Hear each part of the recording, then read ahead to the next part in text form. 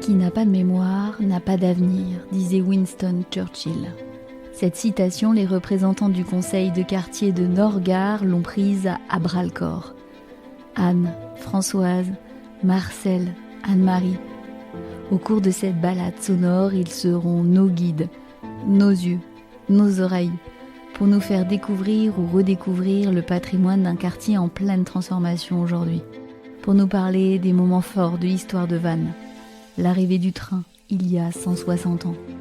Le square de la Bourdonnais, construit à l'emplacement d'une caserne d'infanterie.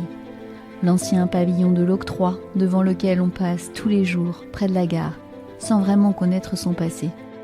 Et puis le destin héroïque, mais tragique du résistant Robert Favrel, jeune inspecteur de la SNCF, nommé à Vannes en 1941.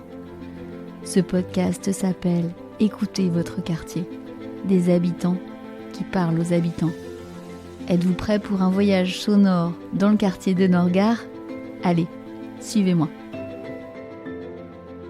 Donc je ne sais pas si vous vous souvenez de vos cours d'histoire, ça remonte à loin. En 1871, la France a perdu la guerre contre la Prusse. Donc la Prusse était une réunion d'États allemands. Bonjour à toutes et bonjour à tous, je m'appelle Anne et je vais vous parler de l'histoire de la caserne de la Bourdonnais, une histoire qui est à replacer dans le contexte historique à la fois national et local. La France a perdu la guerre contre la Prusse, donc la Prusse était une réunion d'États allemands. En conséquence, le ministre de la guerre, le général de Cissé, a fait passer une circulaire auprès des préfets de département, à charge pour eux de la confier à des villes susceptibles d'accueillir 2 troupes d'infanterie avec 800 chevaux et 1300 hommes. Le préfet du Morbihan a donc adressé cette circulaire aux maires de Lorient, Pontivy et Vannes. Il faut savoir que la municipalité de Vannes était dans une situation économique un peu compliquée puisque la ville avait perdu 2 chantiers navals et 400 emplois. Donc l'idée d'accueillir des troupes d'infanterie était bien accueillie par la municipalité qui va faire une sorte de lobbying, bon le mot n'était pas en vigueur à l'époque, auprès du ministre de la guerre pour vanter tous les atouts de la ville de Vannes. Au bout de moult tractations, la caserne a été donc construite à Vannes en 1881 ou en 1983, parce qu'il y a des différences entre les historiens. La caserne a accueilli le 116e régiment d'infanterie. Juste une petite parenthèse sur le nom de la caserne de la Bourdonnais. Selon les recherches que j'ai effectuées et les informations recueillies auprès des archives municipales, le nom proviendrait d'une ancienne famille nobiliaire bretonne, les deux la Bourdonnais, dont le passé remonte à 1427. Ce qui devait être une opération positive pour la municipalité s'est avéré en fin de compte une opération un peu plus compliquée que prévu puisque la ville a dû investir 1,5 million de francs de l'époque pour acquérir des terrains, refaire la voirie et aussi nourrir les chevaux et les hommes. Dans le même temps, un certain nombre de commerçants locaux s'en sont bien tirés, notamment toutes les professions autour du travail du cuir puisque c'était des troupes à cheval et il a fallu confectionner des selles, des lanières, et des bottes aussi. Le marché de l'immobilier a été un peu redynamisé, notamment par l'acquisition de certains immeubles rue Saint-Vincent.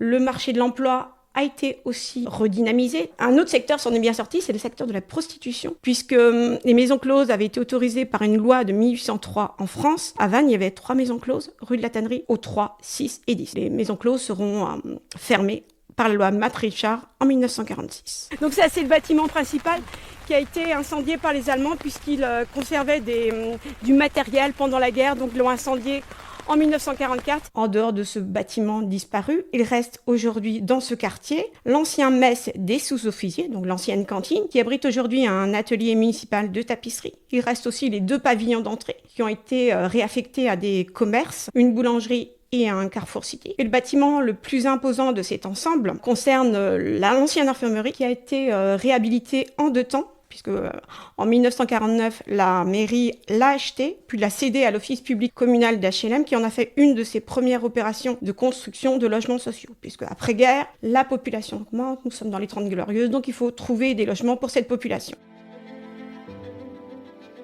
Ce serait bien qu'il y a une petite trace ici qui marque qu'il y avait une caserne militaire avec. Mais bon, ça, c'est mon idée. Mon idée, c'est pas. T'as raison.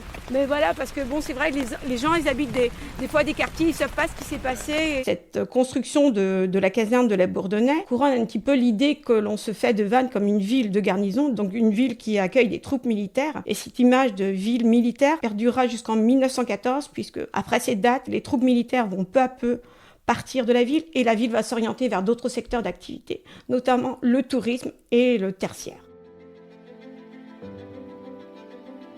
Il faut toujours se souvenir du passé pour habiter le présent, à mon avis.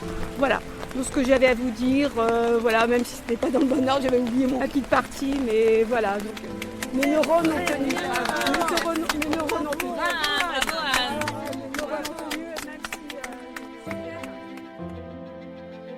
Pour notre prochain épisode, on retrouvera Marcel. Il nous parlera des maisons colorées de la rue de Metz. Kenavo.